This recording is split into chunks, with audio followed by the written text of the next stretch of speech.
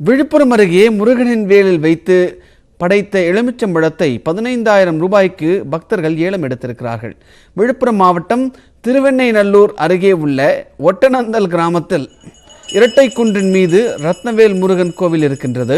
பங்குனி திருவிழா உற்சவ காலங்களில் தினமும் வேலில் சொருகப்படும் எலுமிச்சம்பழங்களை இடும்பன் பூஜையில் வைத்து ஏலம் விடும் நிகழ்ச்சி நேற்று இரவு நடைபெற்றது. இந்த எலுமிச்சை பழத்தினை உண்டால் குழந்தை பாக்கியம் கிடைக்கும் எனவும் விரைவில் திருமணம் நடைபெறும் என்றும் நம்பப்படுகிறது. இந்த நிலையில் இடும்பன் பூஜைக்கு பிறகு கோவிலின் தலைமை பூசாரி ஆணி பதித்த காலணியின் மீது நின்று ஏலத்தை தொடங்கினார். குழந்தை வரம் அருள்வதாக கூறப்படும் எலுமிச்சம்பழம் 13,000 ரூபாய்க்கு ஏலம் போனது. தொடர்ந்து திருமண பாக்கியம் தரக்கூடியதாக கூறப்படும் திருமங்கல எலுமிச்சம்பழம் 15,000 ரூபாய்க்கு ஏலம் எடுக்கப்பட்டது. தொடர்ந்து 9 எலுமிச்சம்பழங்கள் மொத்தம் 69,100 ரூபாய்க்கு ஏலம் விடப்பட்டன. முதல் உற்சவ பழம் அவனுடைய அருள்ல எல்லாம் நீ நினைக்கிற காரியம் எல்லாம் நடக்கும். 6,000 ரூபாய், 6,000 ரூபாய், 10,000 ரூபாய், 10,000 ரூபாய், 11,000 ரூபாய், 11,000 ரூபாய், 11,000 ரூபாய், 12 ரூபாய். முதல் நாள் உற்சவ பழம் 13,000 ரூபாய். 3 தரம் எனக்கு திருமணம் ஆகி 17 வருடம் ஆகுது.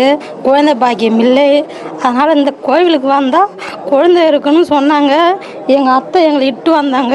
இட்டு வந்து 3வது பழத்தை எங்களுக்கு எடுத்து கொடுத்தாங்க. இரண்டாவது பழத்தை எடுத்து கொடுத்தாங்க. நாங்கள் சாப்பிட்டு இருக்கிறோம்.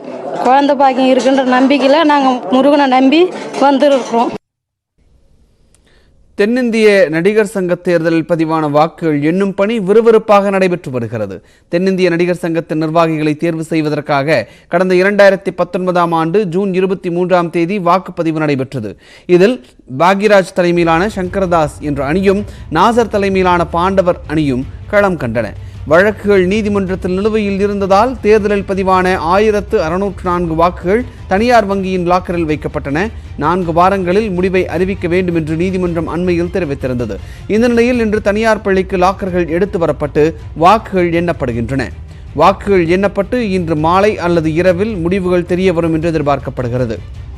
வாக்கு எண்ணிக்கை நடந்து வரும் சூழ்நிலையில் விஷால் ஹைதராபாத்தில் படப்பிடிப்பில் உள்ளதால் அவர் வாக்கு எண்ணும் மையத்திற்கு நேரடியாக வரவில்லை.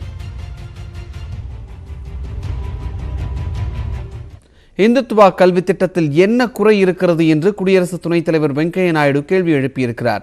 உத்தராகண்ட் மாநிலம் ஹரித்வாரில் உள்ள தேவ் சம்ஸ்கிருதி விஸ்வ வித்யாலயாவில் தெற்காசிய அமைதி மற்றும் நல்லிணக்க மையத்தை வெங்கையா நாயுடு திறந்து வைத்தார். அப்போது பேசிய அவர், இந்தியாவில் பல நூற்றாண்டுகளாக நீடித்த காலனி அரசு நம் கலாச்சாரம் பாரம்பரிய அறிவாற்றலை நாமே வெறுக்கும்படி சொல்லிக் கொடுத்ததாக குற்றம் சாட்டினார். இந்தியாவின் 75வது சுதந்திர ஆண்டில் மெக்கலே கல்வி திட்டத்தை முழுவதுமாக புறக்கணிக்க வேண்டும் என்று கோரிக்கை விடுத்த அவர், புதிய கல்விக் கொள்கை தாய்மொழியை ஊக்குவிப்பதுடன் கல்வி திட்டம் இந்திய மயமாவதற்கு அச்சாணியாக திகழும் என்று கூறினார்.